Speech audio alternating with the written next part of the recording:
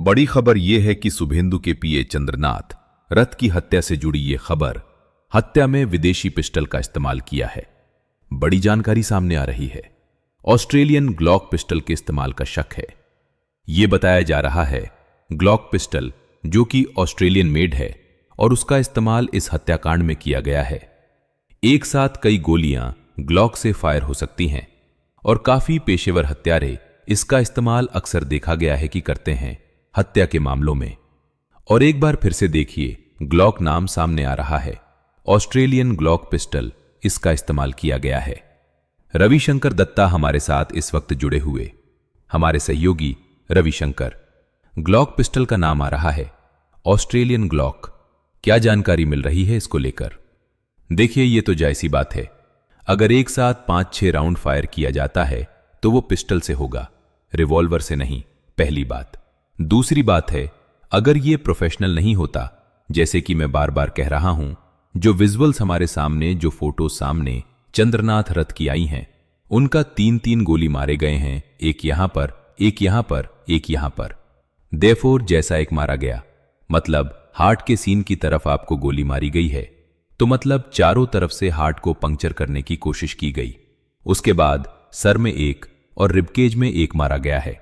तो एक प्रोफेशनल जो किलर होंगे उनको पता होगा कहां पे मारने से डेथ जो है शो शॉट है। मैं फिर से कह रहा हूं, ये कोई आक्रोश वाली खून खराबा नहीं है। ये मारने के लिए उनको प्लान किया गया था, इसका रेकी की गई थी और ये 2-3 दिन का काम हो ही नहीं सकता।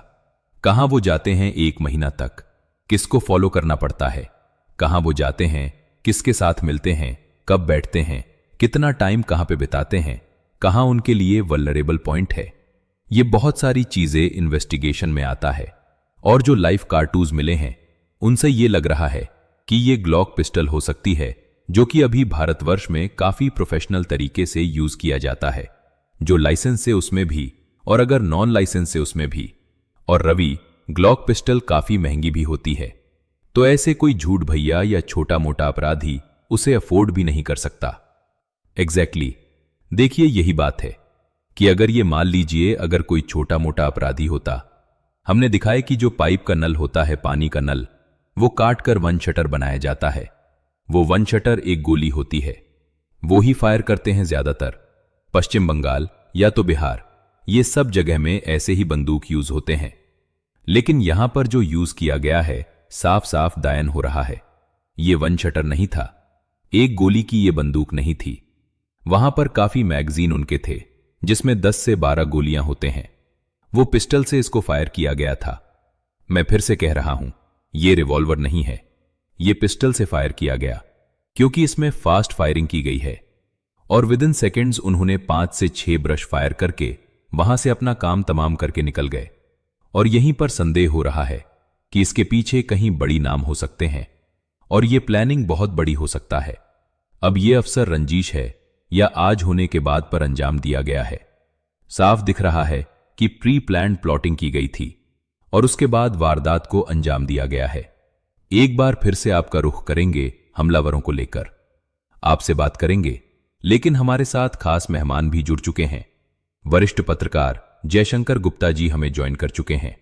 शंभुनाथ शुक्ला वरिष्ठ पत्रकार हैं, हमें ज्वाइन कर चुके हैं। साथ ही गौतम गांगुली हमारे संवाददाता भी हमें एक एक जानकारी दे रहे हैं, उनका भी रुख कर लेंगे। लेकिन सबसे पहले एक और खबर आपको बता देते हैं। शुभेंदु के पीए की गोली मारकर हत्या मामले में अब जांच की बात कही जा रही है। आपको बता दें, 5 राउंड फायरिंग की गई, 3 गोली सीने में लगी है। जैसा कि रवि दत्ता भी बता रहे थे, प्रोफेशनल तरीके से गोली मारी गई है। पॉइंट ब्लैंक से चंद्रनाथ को गोली मारी गई, यानी कि बहुत करीब से, बहुत फास्ट से गोली मारी गई थी। स्कॉर्पियो की अगली सीट पर चंद्रनाथ बैठे थे। एक गोली ड्राइवर को लगी, गंभीर हालत में, वो भी अस्पताल में भर्ती है। तो बीजेपी के कार्यकर्ताओं और वरिष्ठ नेताओं का उनकी तरफ से भी बयान सामने आए हैं। कई आरोप लगाए गए हैं, दबी आवाज में तो डायरेक्टली भी आरोप लगाए गए हैं। कहा गया है कि फ्रीलांस तरीके से हत्या की वारदात को अंजाम दिया गया है। पिंडू के पीए की गोली मारकर हत्या की गई, 5 राउंड फायरिंग की गई, ये भी कहा जा रहा है।